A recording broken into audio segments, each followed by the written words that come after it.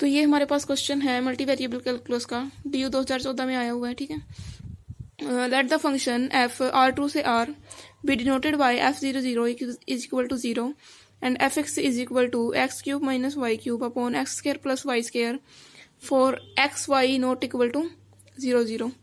तो हमें बताना है अगर ये फंक्शन है हमारे पास एट 0 0 पे, तो क्या फंक्शन कंटिन्यूस होगा R2 पे अपनी डोमेन पे, ठीक है। F is continuous at all point of R2 except at 0 0, ठीक है। 0 0 को छोड़ के अपने डोमेन के सारे पॉइंट्स पे फंक्शन कंटिन्यूस होगा। और हमें बताना है कि जो पार्शियल डिफरेंशिएशन है with respect to x, partial derivative है 0 0 पे विद रिस्पेक्ट टू एक्स और विद रिस्पेक्ट टू वाई, क्या ये दोनों इक्वल होंगे, या फिर जो फंक्शन है वो क्या बाउंडेड होगा, ठीक है। इनमें से कौन सा ऑप्शन सही है, ठीक है, ये बताना है, ठीक है। ये MCQs है हमारे पास। तो क्वेश्चन हमारे पास है fx is equal to x cube minus y cube upon x square plus y square. ये जब है जब x y not equal to 0 0 है, और 0 होगा जब x y is equal to 0 0 होगा। तो ये जो क्वेश्चन है हम पोलर फॉर्म से करेंगे, ठीक है, पोलर फॉर्म से। तो पोलर फॉर्म ज्यादातर कब यूजफुल होती है, जब हमारे पास डिनोमिनेटर में x square plus y square वाली कुछ टर्म हो। तो polar form, by polar form हम एक्स को पुट करते हैं आर कोस थीटा, वाई को पुट करते हैं आर साइन थीटा, ठीक है। और जब आर 0 0 पे 0 पे जाएगा, ठीक है, आर कहाँ जाएगा 0 पे जाएगा, तो एक्स वाई कहाँ जाएगा 0 0 पे, ठीक है। यहाँ पे आर की जगह 0 रख दो, यहाँ पे आर की जगह 0 रख दो, तो एक्स वाई भी कहाँ जाएगा 0 0 की तरफ। तो अगर हम इस चीज को कन्वर्ट करें तो आर टेंस टू 0, ठीक है।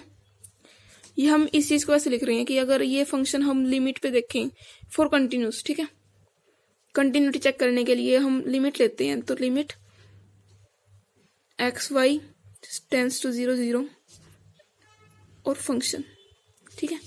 तो इस चीज को हम इन पोलर फॉर्म ये लिखेंगे कि r टेंस टू 0 0, ठीक है, जब हम r में कन्वर्ट करेंगे, ठीक है। तो यही चीज आ रही है, एक्स वाई कहाँ पे कन्वर्ट करेंगे 0 0 पे, कहाँ पे जाएंगे 0 0 पे जब r टेंस टू 0 होगा। तो x के प्लेस पे r कोस थीटा, y के प्लेस पे r साइन थीटा, ठीक है। हमारे पास ये आ जाएगी equation, r cube cos cube theta minus r cube sine cube theta upon r square, नीचे से कॉमन आ जाएगा sine square theta plus cos square theta. Sine square theta plus cos square theta क्या होगा 1 होगा। यहाँ पे ऊपर से आर क्यूब कॉमन लेके हमारे पास आ जाएगा कोस cube theta minus sign cube theta. यहाँ पे ऊपर आर क्यूब थीटा था, नीचे आर स्क्वायर थीटा था, ठीक है, कॉमन लिया था, तो ऊपर आर बच जाएगा, ठीक है। और जो हमारे पास थीटा होता है वो बाउंडेड होता है, ठीक है, यानी कि थीटा लाइज करता है 0 से 2 पाई तक, चारों क्वाड्रेंट में 0 से 2 पाई, ठीक है। तो इसीलिए जो ये जो थीटा का फंक्शन होगा वो हमारे पास क्या होगा बाउंडेड होगा, ठीक है। और किसी भी अगर बाउंडेड फंक्शन को ठीक है, फंक्शन को अगर हम 0 से मल्टीप्लाई करेंगे तो क्या होगा उसका 0 होगा, ठीक है।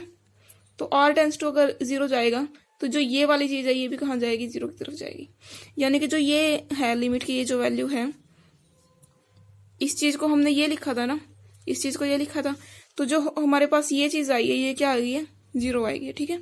और f00 0 की वैल्यू भी क्या है 0 है। अगर हम फंक्शन में एक्स वाई की जगह 0 0 रखेंगे तो वैल्यू हमारे पास क्या आएगी 0 आएगी।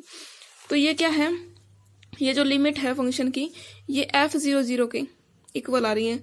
तो बाय डेफिनेशन क्या होगा, फंक्शन क्या होगा कंटिन्यूस होगा एट 0 0 पे। और डेफिनेशन के अकॉर्डिंग फंक्शन कब कंटिन्यूस होता है, जब limit x y tends to x naught y naught function is equal to f x naught y naught, ठीक है। ये हमारे पास 2 वेरिएबल की उसमें आता है, 2 वेरिएबल में डेफिनेशन होती है कंटिन्यूस की, ठीक है, कंटिन्यूटी की। तो हमारे पास ऑप्शन ए करेक्ट हो जाएगा, ठीक है, क्योंकि क्या बोला ऑप्शन ए में कि f is continuous on R2, यानी कि R के सभी पॉइंट पे, यानी कि उसके डोमेन के सारे ऑर्डर्ड पेयर्स पे फंक्शन क्या होगा कंटिन्यूस होगा। सारे के सारे पॉइंट पे क्यों होगा, क्यों हमारे पास एक रिजल्ट है, अगर फंक्शन कंटिन्यूस होता है किसी एक पॉइंट पे, ठीक है, किसी एक पॉइंट में जो उसकी डोमेन से आया वो ऑर्डर्ड पेयर, ठीक है। तो अगर फंक्शन कंटिन्यूस है तो उसके जो डोमेन के सारे ऑर्डर्ड पेयर हैं, जो सारे के सारे पॉइंट हैं, ठीक है, उन सभी के ऊपर क्या होगा, कंटिन्यूस होगा। तो ऑप्शन ए हमारे पास करेक्ट हो जाएगा। और जो ऑप्शन बी की बात है, ठीक है, कि function is continuous at all points of R2, यानी कि फंक्शन कंटिन्यूस होगा डोमेन के सारे पॉइंट्स पे, किसको छोड़ के, 0 0 को छोड़कर, तो ये हमारे पास गलत आ जाएगा, ठीक है। ऑप्शन बी क्या होगा, इनकरेक्ट होगा। अगर हम ऑप्शन सी की बात करें, partial derivative with respect to x 0 0 पे, partial derivative with respect to y 0 0 पे, ठीक है। तो अगर हम fx 0 0 की बात करें, partial derivative with respect to x, तो उसको हम ऐसे डिनोट करते हैं, limit h tends to 0, partial derivative with respect to x लेना है, ठीक है। तो जो x वाली टर्म होगी वहां पे क्या रखेंगे हम, 0 plus h 0 minus f0 0 upon h, ठीक है। तो फंक्शन में जहां पे x है वहां पे 0 प्लस h, जहां पे y है वहां पे 0, माइनस करना है f0 0, ठीक है। तो 0 प्लस x रखेंगे तो x cube minus 0 upon x square minus 0, f0 0 की वैल्यू 0 अपॉन h, ये लिमिट है h टेंस टू 0। तो यहाँ पे h स्क्वायर से x क्यूब ये एक वैल्यू जाएगी, ठीक है, ऊपर बचेगा h, ऊपर वाले से ये नीचे वाला चला जाएगा, ठीक है। तो ये कट के 1 आएगा हमारे पास, ठीक है। तो partial derivative with respect to x की वैल्यू हमारे पास आई 1।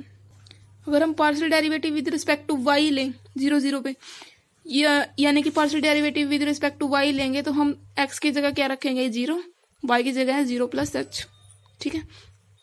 तो limit h tends to 0, function 0 0 plus h minus f0 0 upon h, तो limit h tends to 0 0 minus h cube upon 0 plus h square minus 0 upon h, ऊपर क्या है minus h cube upon h square और उसके भी नीचे क्या है h, तो h स्क्वायर से h क्यूब की एक वैल्यू जाएगी, ठीक है, ऊपर बचेगा h और ये नीचे वाले से कैंसिल हो जाएगा, ठीक है। यहाँ पे क्या बचेगा, -1 बचेगा, ठीक है। तो जो with respect to x derivative है 0 0 पे, उसकी वैल्यू क्या थी, 1 थी। विद रिस्पेक्ट टू जो y था उसकी वैल्यू -1 है, दोनों इक्वल नहीं आ रहे, तो ऑप्शन सी हमारे पास क्या होगा, इनकरेक्ट होगा, ठीक है। For option D, f is not bounded over R2, जो fx है ऑप्शन डी के अकॉर्डिंग क्या है, जो fx है वो बाउंडेड है R2 पे, ठीक है। लेकिन हम क्या कहेंगे कि जो फंक्शन है वो नॉट बाउंडेड है R2 पे, क्योंकि जब हम R लेते हैं, ठीक है, बड़े से बड़ा R लेंगे तो जो हमारे पास फंक्शन है वो इन्फिनिटी की तरफ टेंड होएगा, ठीक है। इन पोलर फॉर्म हम R को क्या करते हैं, डिस्टेंस के रूप में देखते हैं, ठीक है। अगर हम इसकी डोमेन लेंगे R2 पे, ठीक है, यानी कि यहाँ भी इसका पॉइंट हो सकता है, यहाँ भी हो सकता है, यहाँ भी हो सकता है, कितना भी बड़े से बड़ा ऑर्डर्ड पेयर हो सकता है, तो उसका डिस्टेंस भी तो उतना ही बढ़ता जाएगा, ठीक है। क्योंकि हमारे पास R2 जो है रेंज वो माइनस इन्फिनिटी से इन्फिनिटी है, ठीक है। तो जो हमारे पास R है वो भी इन्फिनिटी तक जाएगा, क्योंकि R हमारे पास क्या होता है, पॉइंट तक का डिस्टेंस होता है, ठीक है। तो फॉर लार्ज R फंक्शन भी क्या होगा, इन्फिनिटी होगा, इसीलिए जो फंक्शन है वो नॉट बाउंडेड होगा, ठीक है, बाय एनी रियल नंबर, किसी भी रियल नंबर के लिए जो डोमेन में है R2 की, ठीक है। तो फंक्शन इज नॉट बाउंडेड, तो ऑप्शन डी है वो भी क्या होगा, इनकरेक्ट होगा।